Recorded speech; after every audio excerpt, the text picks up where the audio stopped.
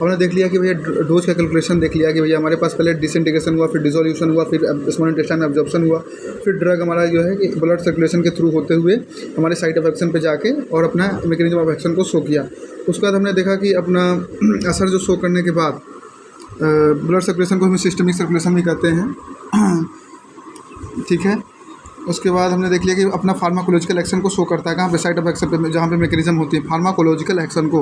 अब यहाँ पे हमें ध्यान से सुनना है। मैंने आपको बोला था कि अगर आप ओरली कोई भी टेबलेट लेते हो तो टेबलेट के साथ जो हो रहा है, फिर स्टोमक में जा रहा है, फिर डिसइंटीग्रेट हो रहा है, फिर डिजॉल्व हो रहा है, फिर स्मॉल इंटेस्टाइन में जाके एब्जॉर्प्शन हो रहा है, फिर सिस्टमेटिक सर्कुलेशन हो रहा है, फिर ब्लड के थ्रू थोड़े साइट ऑफ एक्शन पे जा रहा है, फिर साइट ऑफ एक्शन पे जाने के बाद अपना फार्माकोलॉजिकल एक्शन को शो कर रहा है। एक नॉर्मल टेबलेट की ये कहानी है। अब एक विलन इसमें आता है, उसका नाम है लीवर। ये फिल्म में हीरो चल रहा था कि सब नॉर्मल टेबलेट वाइज चल रहा है अपना, इसमें विलन है इसका लीवर। ये क्या कहता है कि भाई मेरे हो तो कैसे अपना एक्शन तुम शो कर दो कि पूरा का पूरा 100% वो भी।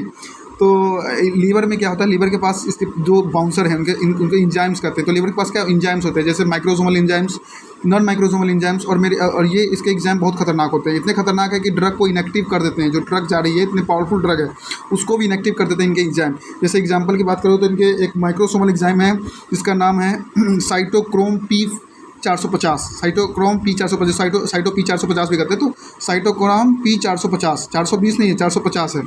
तो ये जो होता है एग्जाम्पल है, तो ये एक एंजाइम है उसका, लीवर का। अब ये क्या करता है कि आपने ड्रग को ओरली लिया, उसका मतलब मान के चलिए 500 mg का ड्रग है, उसको आपने ओरली लिया, उसको पूरा असर होने नहीं देगा। लीवर क्या करेगा, उसमें बीच में अपना अरंगा डालेगा, ये क्योंकि विलन है, अपना एंजाइम को भेजेगा, जाओ इस ड्रग को इनएक्टिव करो। तो जैसे साइटोकिनेसिस गया तो ये क्या करेगा, मेटाबोलाइज कर देगा ड्रग को क्या करेगा, मेटाबोलाइज कर देगा, इनएक्टिव कर देगा, ठीक है। तो ड्रग इनएक्टिव हो गया, अब एक्शन नहीं कर पाएगा जितना उसको करना था। तो एक्शन नहीं नहीं करेगा क्योंकि लीवर का कुछ एंजाइम होंगे, माइक्रोसोमल एंजाइम, तो हमने देख लिया इनएक्टिव कर देता है। फिर हमने देखा कि लीवर का हो गया, लीवर का उसके बाद आप ड्रग की, हम इसमें बोले ना कि जो इनएक्टिव कर रहा है, इनएक्टिव आप वर्ड यूज़ कर सकते हैं पोलैरिटी, मतलब ड्रग को पोलैरिटी को बढ़ा देता है। ड्रग को या तो इनएक्टिव कर रहा है लीवर, या ड्रग के पोलैरिटी को बढ़ा देता है।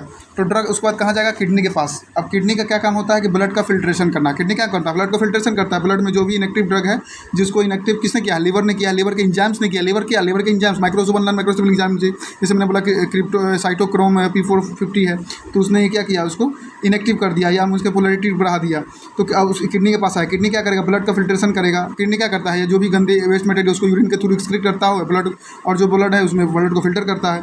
तो इस तरीके से क्या है कि हमारा जो भी ड्रग है इनएक्टिव है, उसको मैचुरेशन प्रोसेस के तहत मतलब एक्सक्रीशन के तहत क्या करता है, बॉडी से बाहर कर देता है। कौन, किडनी कर देता है। तो हमने पूरा देख लिया कि ड्रग का कि भैया किससे काम कर रहा है ड्रग हमारे बॉडी के अंदर।